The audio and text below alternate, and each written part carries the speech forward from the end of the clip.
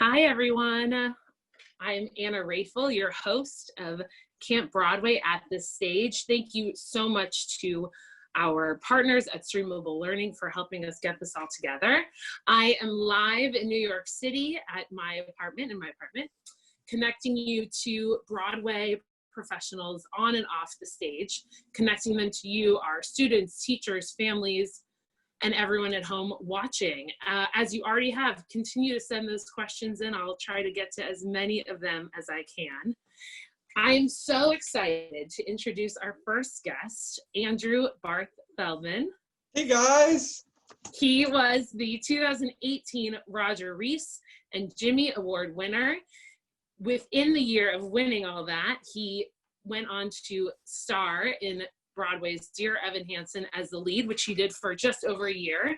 And this fall, he will be entering as a freshman at Harvard University. Did I mention he is 17 years old? Hi, Andrew. Hi, Anna. I have my camera here and my computer here, so it might be a little wonky. I know. That's okay, as long as we can see that gorgeous face. Oh. Where are you? How are you today? I'm good. I'm at home. I live on Long Island. I lived on Long Island the whole time I was doing Dear Evan Hansen, so I'm in the office in my home right now. Okay, and how are you feeling? I'm good. You know, this is all very crazy, so, you know, we're just taking it one day at a time, one step at a time, one moment at a time, trying not to think too far into the future because there's really no way to plan right now. So that's all we can do. Cool. All right, so let's go back to the beginning. Clearly, you have had a long history already with theater. How did that start? Where did that inspiration come from? Yeah, so I've recently been accrediting it to three things. So the first Broadway show I ever saw was Beauty and the Beast when I was 3 years old. My family just liked to go see Broadway shows, and I just sort of got it. But before that, I'd been going to Disney World for years because my family had gone for every year since before, like, even my older sister was born. So I was, my first time going, I was 3 months old. So it was part of like my blood, and I consider that to be theater. It's theater in its most like immersive form.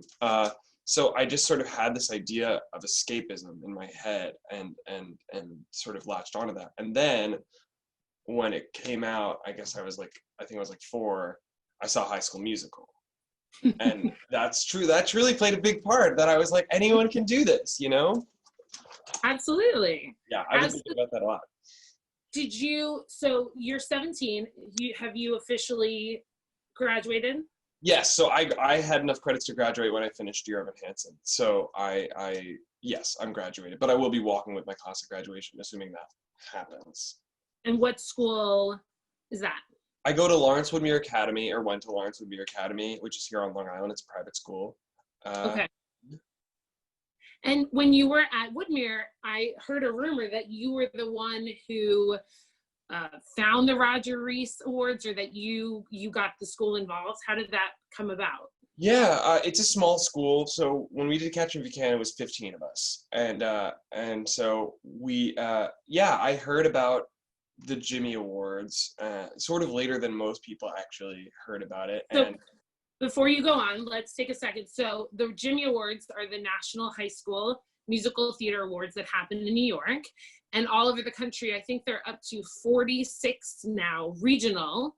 And the Roger Rees Awards, named for the late, great actor Roger Rees, happens here in New York City for the Long Island, Westchester, New York City schools. Keep going. Yes. So I heard about that, and I sort of like when I get I have mild but real OCD. So when I get something in my head, I go for it. And so I looked into every aspect of like how to make it happen. And so I went to my teacher and I was like, please, can we do this? And I was very lucky that she was like, yes, absolutely, this is wonderful, and submitted all of us who were eligible. So yeah. And then, okay, so then you competed in the Roger Rees, you won. Yes. And then you went on to the Jimmy Awards. Talk about your experience between the Roger Rees Awards versus the Jimmy Awards. What was that like? Well, they're two totally different things. So like some of the some of the awards in like the regional awards are closer to the Jimmys, where you have like the medleys and you know, that's there's like a rehearsal process. For Roger Rees, at least when I did it, now it's 2 days, but when I did it, it was 1 day. And you dress nice and you go and you do a master class, and they judge you in the master class, and that's how they decide if you're a finalist or not. Pick 12 finalists, and then a male winner and a female winner. And now it's 2 days, and you like bring your costumes if you're a finalist and stuff, kind of like the Jimmys. But yeah, and then the Jimmys, I still say was the most intense week of my life. We 14-hour days, like working, it's boot camp, and I didn't sleep the whole week because I was so nervous every day. I woke up the day of the Jimmys at 3 a.m. and didn't sleep the rest of that day. So it was crazy and like the most fun ever. It was the best. What was it like for you, both with the Roger Rees and the Jimmy Awards, working with Broadway professionals? Was this the first time for you? Did you feel, you know, not competition with everyone else, but there is a winner? Yeah, it kind of wasn't my first time working with Broadway professionals. I'd worked at Broadway Workshop, which I credit a lot of my training to. They're amazing. If you are looking for somewhere in the city to go to, Broadway Workshop is incredible. Yeah, so then, but it was my first time working like every day on one thing with one goal. I was not really of the mind that I was going to win, and I was not there to win. I was there to learn as much as I could and grow as much as I could. So I didn't really feel the competition aspect. I know that some people did, like for example, Renee, like was there with the hope of winning, was there with the intention of winning, which is great and fine because, you know, she did, and that's what some people are there for. But and she still learned and grew. She had an open mind that whole week. For me, that's all I had. I was just there with an open mind and ready to learn and put my best foot forward. And that I think is what got me where I am, is that I've always had an open mind and always have been like just doing everything I could to put my best foot forward. So, okay, so you won. Yes. It was amazing. I screamed very loudly. Thank you. And then how quickly after that did auditions come up, specifically the Dear Evan Hansen process? Because I assume it wasn't just one and done. The week that started as soon as the Jimmys ended, as soon as the like broadcast ended, was the other craziest week of my life, because it was just like all these people reaching out and all these auditions that came from it that I was so thankful to have and didn't get many of. But one of the jobs that I did get from that, aside from like a reading or two, one is how many, was Dear Evan Hansen, and that was it came pretty much right away. Tara Rubin was there that night, and Stacey Middich. Yeah, so the legend has it, according to Stacey, that at intermission she texted Tara and said, "That's our next guy." They were looking for another Evan, so she asked her to call me in. Tara said to me that night, she came up to me at the after party and said, we should have a meeting soon. So we scheduled a meeting for later that week, but between that night and the meeting, I got the email to go, that they wanted me to go in for actually the triple cover. So the person covering, understudying Evan, Jared, and Connor, which is hilarious. But I went into Tara and I was like, "What's going on here?" And she was like, "Just do your best." And I went in for that audition. What did you, sorry to interrupt you. No, what did you prepare? Pretty much the entire show. It was essentially, it was so much material.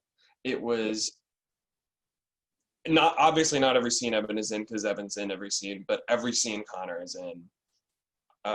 Pretty much every scene Jared is in. Like, and then the songs were, for Evan, it was Waving, Words Fail, If I Could Tell Her was in the packet, but I never did it. For Connor, it was, I think it was Sincerely Me and Disappear, and for Jared, it was Good For You. So that's 6 songs, which I knew, and I'd seen the show like recently, and I'd seen it 3 times. So, because we saw it with Jimmy, so I actually remembered a lot of it, which was very thankful for. But I was so prepared. Which this is what I'll say to everyone. Like, a lot of people will say like, do your best, but don't work too hard for an audition because you don't want to get attached. I'm of the mind that it's not about you. It's you're not there. It's not about you getting the job. It's about them finding the right person for the job. So you have to do everything you can to be the solution to their problem. And if you don't get it, you don't get it. But that's the job. That's being an actor. So anyway, I went off on a different thing. That's okay. It was well said. Thank you. But yes, and then so it was everything. And then I went in, it was a work session that day in the afternoon with an associate director and the music director. Can you explain Sure. work session?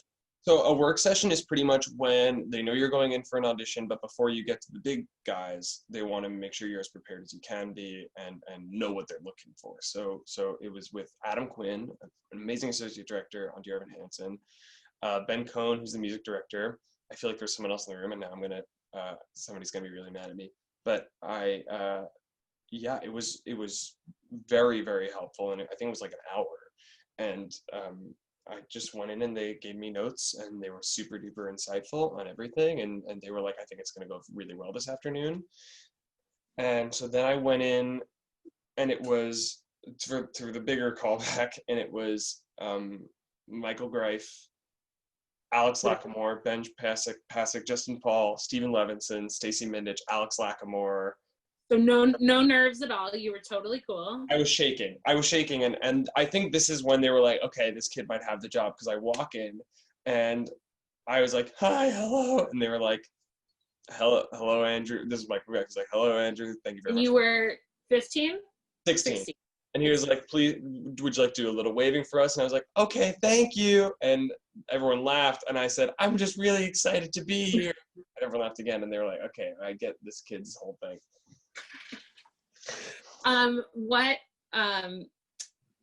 Was it hard? I mean, you were stepping into a role that a couple of people had already made their mark in. So what was your way of sort of attacking that to make your own dramatic artistic mark?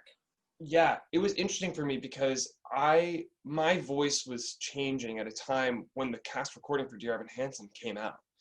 And my voice was sort of close enough to Ben's that I was kind of like, okay, why don't I just sort of follow that path and see where that leads me and sing like that, which is not a healthy thing to do. Which we all do. We all, pick our inspirations and then sort of model, but at some point you have to stop. I had to stop earlier than most people have to stop. So, but luckily the show's vocal consultant, Liz Kaplan, sort of identified the problem and taught me how to sing with my voice in a very healthy way. So that was number one. And I stopped listening to the cast recording as soon as I was cast. I listened to it once and then stopped. And then it came from watching as many different Evans as I could.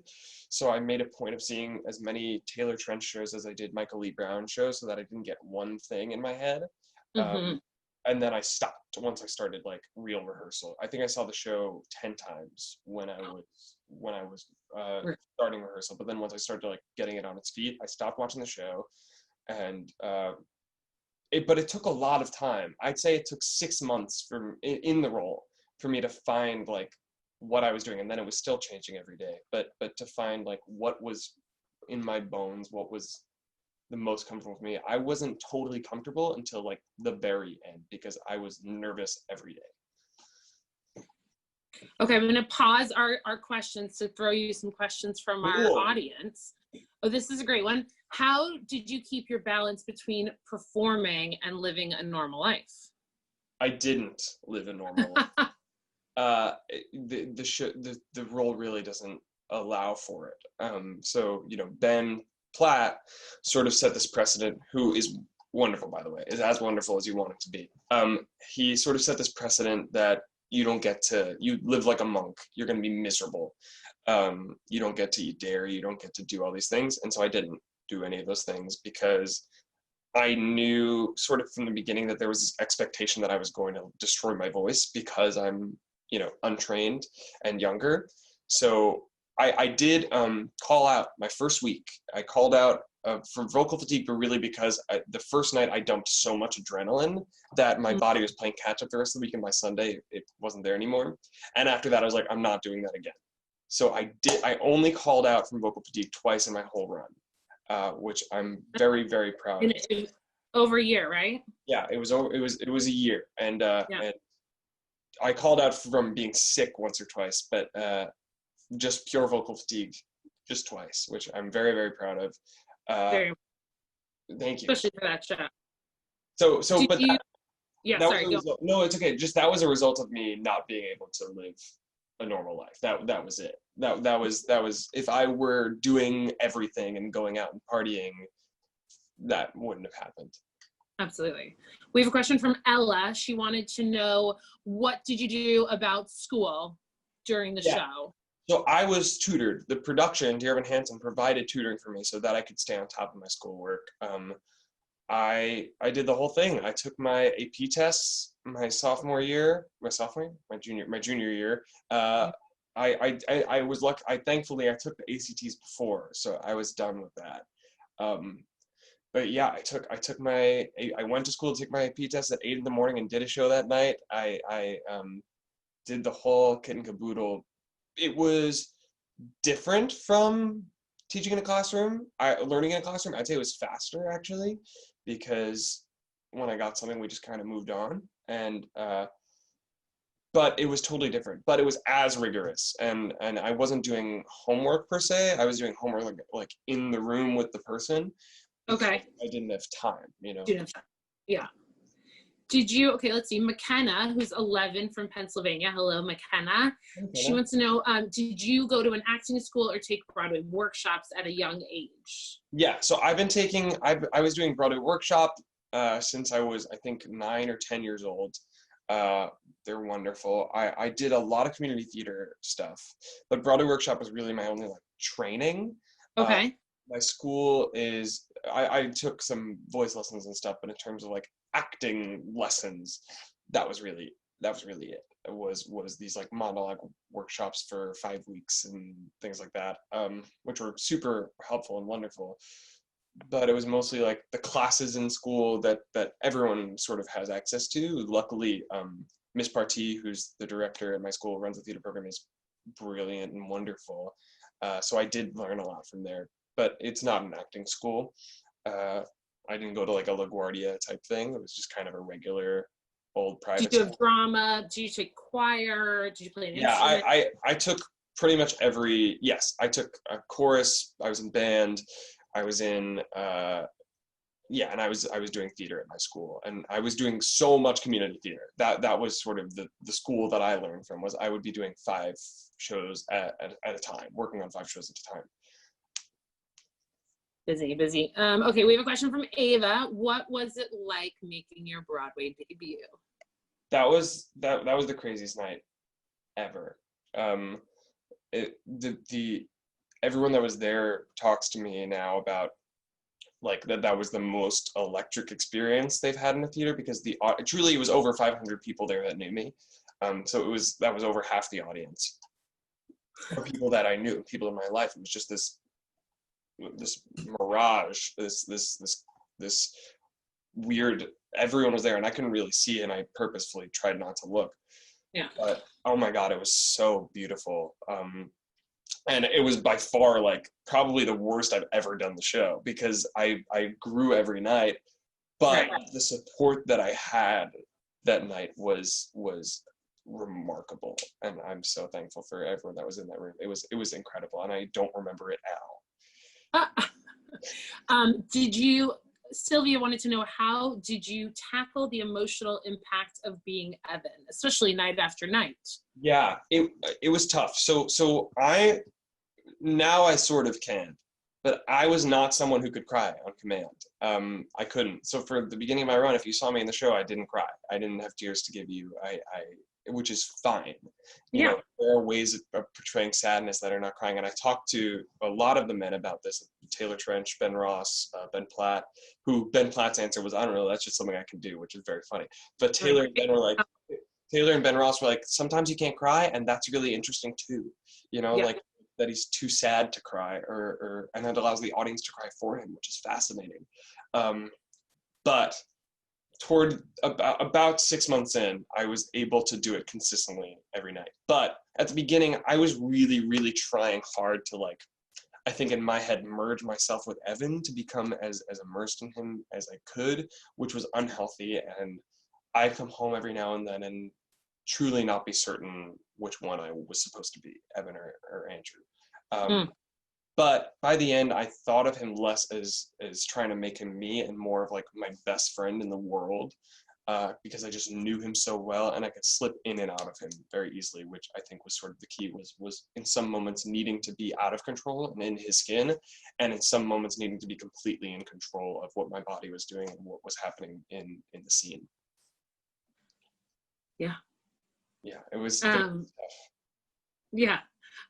Okay, so moving past Evan Hansen, I know there's so many questions, but I gotta ask you on to what you're working on now. So Harvard in the fall, what was that? Have you decided your major? I know you haven't started yet, but yeah, what drew you to Harvard? Yes, so I was not totally sold on Harvard until I visited, and there's this concentration there. They call their majors concentrations because it's Harvard. And there's a concentration there called theater, dance, and media. And I've always been someone that I've directed, I've written, I've never wanted to limit myself.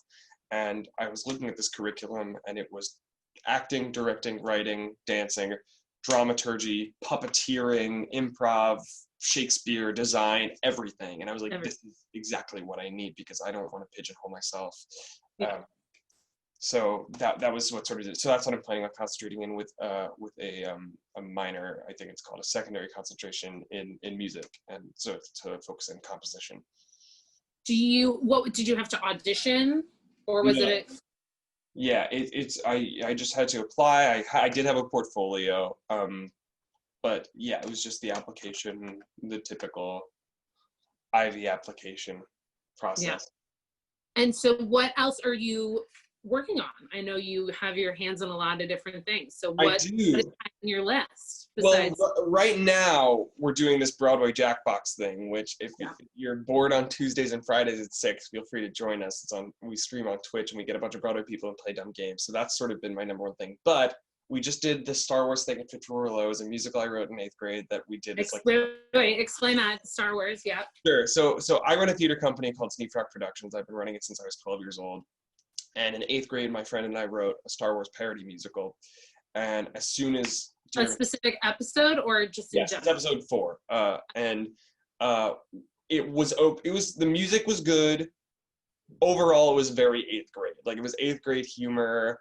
And so as soon as I was cast, I was like, it would be so funny if I could do this with a bunch of cool Broadway people.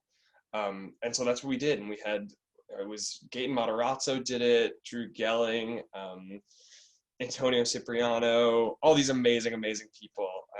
There's so many more. But oh my God, it was so much fun. And so we just did that 4 times. And then now we're doing this thing called Celebration, because my mom unfortunately passed away in August, and she was the head of my school and a huge advocate for the arts. So they're renaming and renovating the theater facilities at my school after her. So we're doing this huge, huge, huge fundraiser with like Gavin Creel and all these people, along with my friends who've been doing my shows in my company for all these years, and we're just doing a huge fundraiser. We've already raised over $30,000.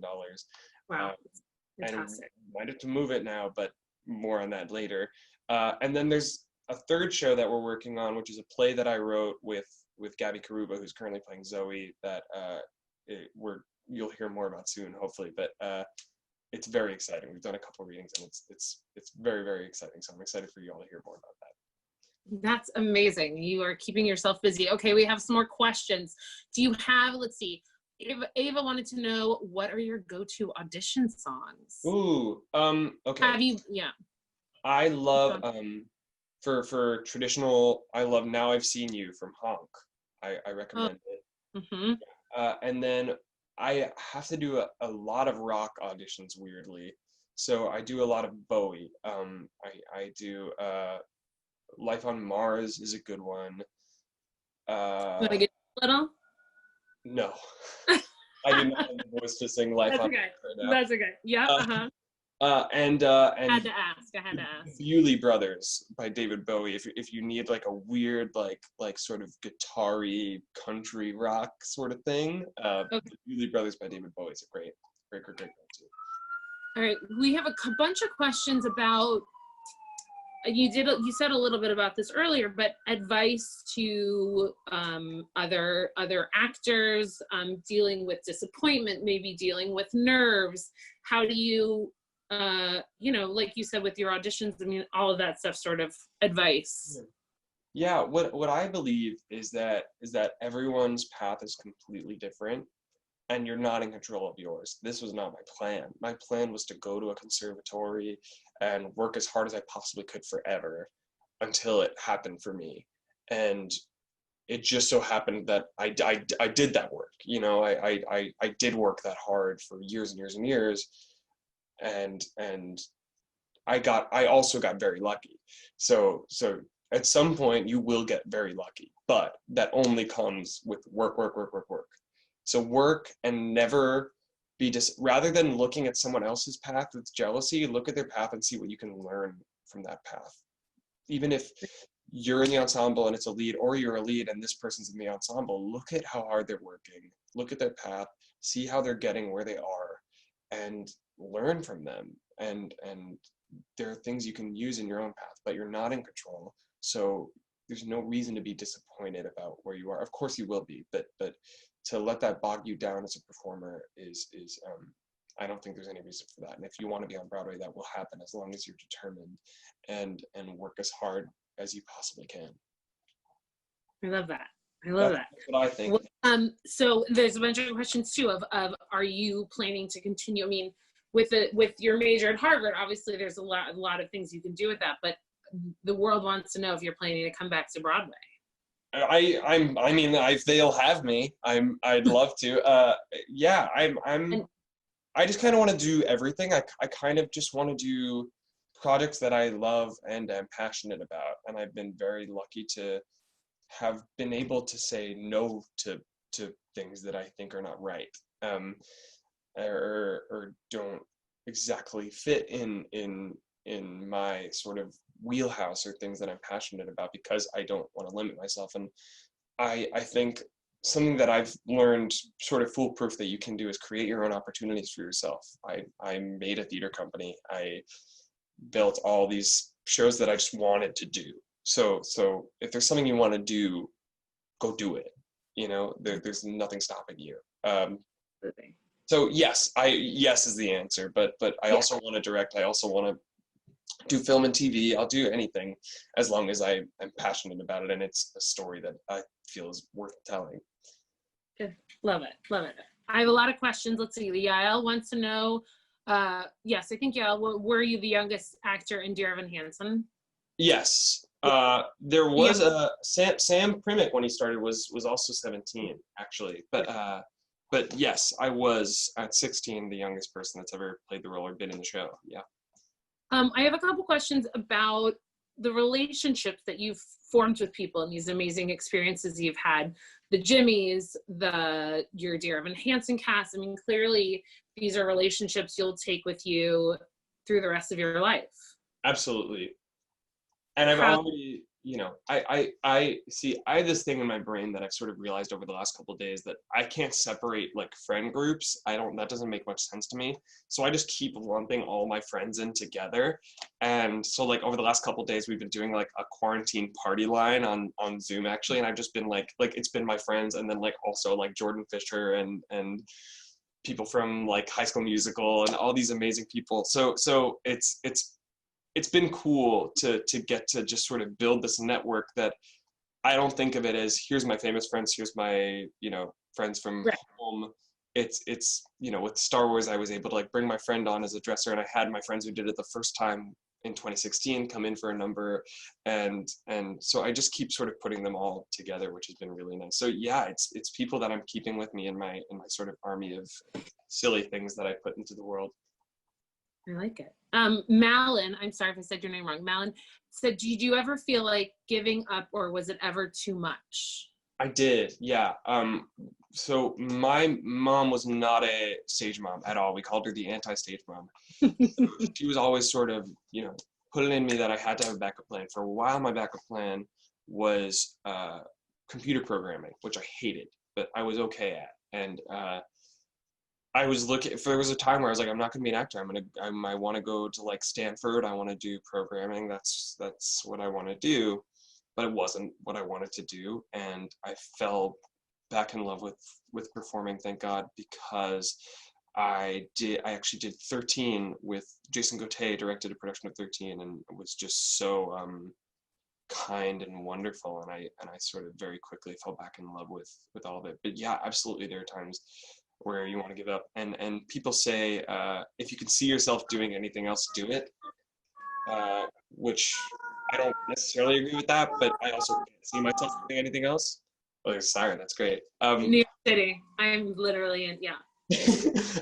But I don't necessarily agree with that, but I also can't see myself doing anything else. So yes, I did fall out of love with it at a time, because I think everyone does for a time. But it was all part of the path. Everything happens for a reason. Lexi wants to know, how different has your life been since leaving Dear Evan Hansen? What was the first thing you wanted to do? First thing you wanted to eat? First thing?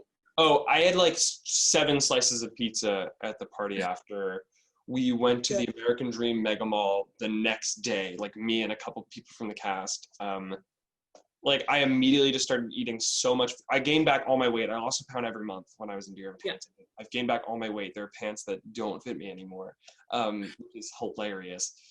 And yeah, so it's just sort of being normal again. I'm getting to see my friends all the time that I didn't get to see like at all for an entire year, except when they came to the show, and I text them every now and then, but really we lost touch. But we picked up right where we left off, and I'm so thankful for that. Yeah, it was just sort of becoming a normal person again. There's not really any going back from the lessons I learned, which I'm thankful for, but sort of learning how to be a teenager again, really. Yeah, absolutely. Do you, so a question, what should I do if I want to start a theater company? How did you get yours started? What was the birth of that? Yeah, so I actually started mine as a mitzvah project for my bar mitzvah. That's how I started it. We raise money for Next for Autism. Here's what I think. I think, let's say you don't have the money to rent a theater, you don't have access to a theater, you don't have the money to get the rights for a show. Put on a cabaret like literally in your backyard. Bring out folding chairs, get people to come and pay money. That's how you raise, like you can raise money for theater with theater. There's ways to get money from no money with art. So that's how it all sort of started. But look into licensing shows if you feel that you have the budget for that. MTI, Broadway licensing, Thames Whitmark, they're all great, and they've all been super wonderful to work with, and understanding of the fact that we are just sort of kids doing this. And yeah, I think they want as much theater in the world as possible. So if you want to make theater, they will help you. But there are budgetary restrictions. So if you have some friends that are talented and you want to put on a show, do it. There's absolutely nothing stopping you. Okay, Gabriella wanted to know, do you have any mentors leading up to this point? Who has been big influences in your life? Yeah. You mentioned your drama teacher, your mom, of course. Sure. Yeah, absolutely. Those two people that you just said. Jason Gauthier, who I mentioned before, was a very big one, and I often, asked him for help. There were so many. I mean, kind of every drama teacher I've ever had. Mark Timonelli, Broadway Workshop 2, and then once this all started, Lisa Brescia is a paragon. She is a perfect human being, a perfect performer, and she was so understanding of me every step of the way and let me grow so much, and I love her so much. But yeah, there were so many, because I think it's that same thing of learning from everyone you can. So I kind of think everyone is a bit of a mentor in a way. Love that. Lindsay, Alice, who's 7, wants to know, what were you like when you found out you got Evan? There are pictures of me. Okay, so here's how it happened. So I was doing a production of Wind in the Willows, actually at Broadway Workshop. It was a week-long sort of intensive at Children's Musical Theater Festival. I was playing Mr. Toad. So my mom got the call from my agent while I was in rehearsal, and my mom did not want to tell me because I was going to freak out, and then everyone would be like, what's going on? So after rehearsal, I get in the car, and my mom has a legal pad, and it's a list of everything that was happening. Like, okay, you're going to replace Taylor Trench and Dear Evan Hansen. Here's what's like in your dressing room. Here's when you start. Here's what's going to happen with school. Everything, and every single thing was hitting me at once. I was freaking out. And there's just pictures of me, and I'm just like this. Like, I'm just freaking out. I didn't cry because I'm not a crier. I am now, actually. At that point, right? But yeah, it was bonkers. We were just sitting in the car, and then I had to go do actually an interview with Fox 5 for the Jimmies, and I had to not talk about this. How long you had to keep it a secret for a while? It was a secret for, let me think, from July to November. So that's impressive. Secret, except for like. Not okay, a couple more, and then I gotta let you go. Sarah Chandler wanted to know, have you ever considered going into a different job or hobby? You talked about computer programming, but anything else that you thought, oh, that could be really interesting to learn what to do, learn how to do it? You know, the only thing that interests me is storytelling and stories. So I love any way to be involved with that. I want to do. I write a lot of music. I write a lot of like scripts and stuff. I've worked in lighting before. I've worked in sound. Like I anything I can do to contribute to a story being told, I think is all I want to do for the rest of my life. All right, I gotta ask. There's been a couple questions about Disneyland. I know you're very passionate about Disneyland, Disney World. Do you have a preference, Disneyland, Disney World? Do you have a favorite ride? World. That was very quick. World between the two, but I think Tokyo Disney is the best park ever. I've never been. My brother has. I've researched a lot about it. It's perfect. Okay. My favorite ride is the Haunted Mansion, although Rise of the Resistance is like, it's a better ride, obviously. But my favorite is still the Haunted Mansion. But Rise of the Resistance is unbelievable. If you haven't been, obviously you can't go now. But when this is all over, go. It's incredible. Yeah. And also, have you been, what have you been doing in your quarantine? What have you been working on? Obviously, you've been working on your show with Gabby and the fundraiser. Do you write your own music? I do, yes. Here's the thing, I actually just now wrote a song that I'm gonna put out there soon, like just yesterday. I recorded and wrote this thing.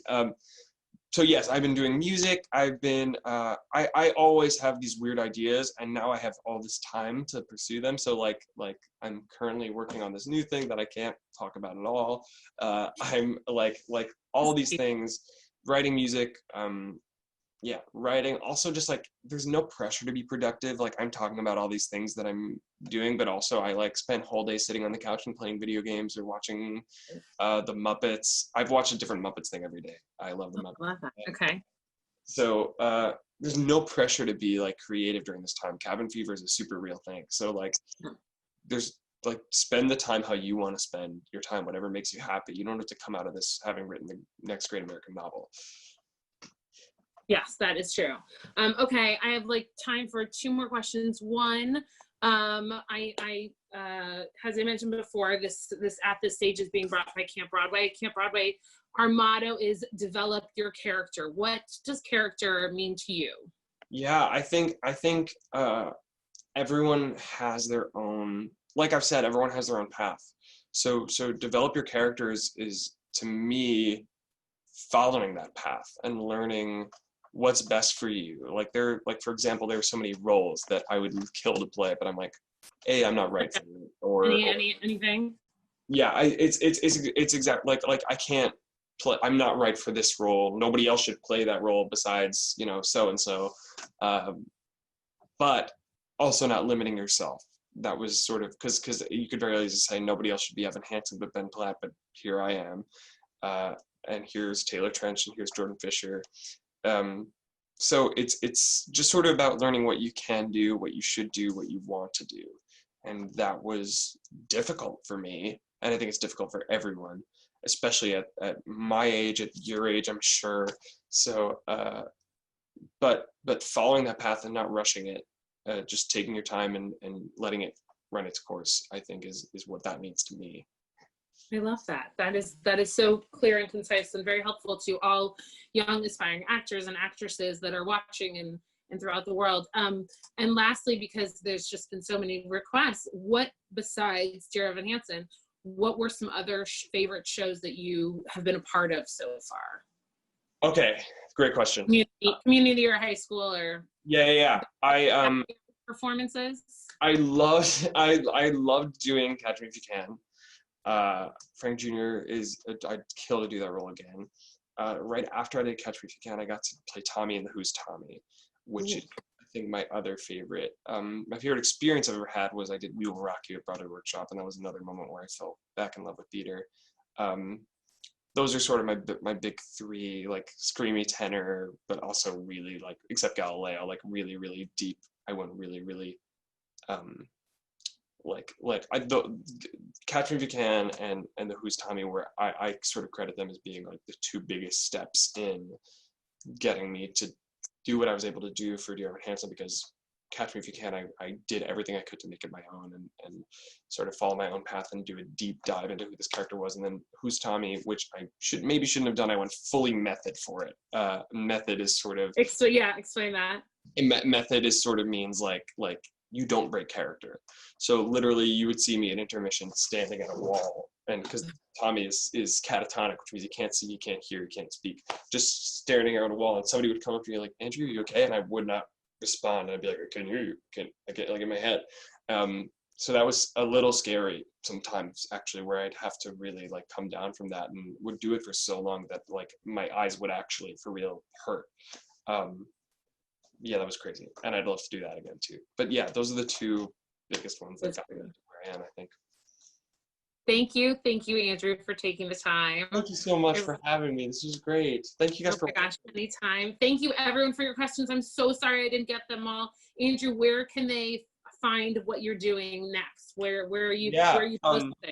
If you head to Instagram, I'm Andrew B. Feldman _ Andrew B. Feldman. Please change your username. It's Zneefrock Productions, which is ZNEEFROCK. Great. There's a lot of that's my theater company, so we're always doing something cool. I love that. And when's the next Broadway Jackbox? Tomorrow? Tomorrow at 6 o'clock. We're gonna announce the lineup today. It's really good. So can you give us a sneak peek of anyone? Who'd you say? Can you give us a sneak peek of anyone coming? Little hint. We've got some stars from Beetlejuice coming, which I think very cool. Very nice. Thank you all for tuning in. Tomorrow, 1:30, we will have Crystal Joy Brown, who is the current Eliza in Hamilton. So you have to come back and visit campbroadway.com/@this-stage to get the login information. And hopefully we'll see you tomorrow. We're here all week. Bye. Thank you. So much. Thanks, Andrew. Bye.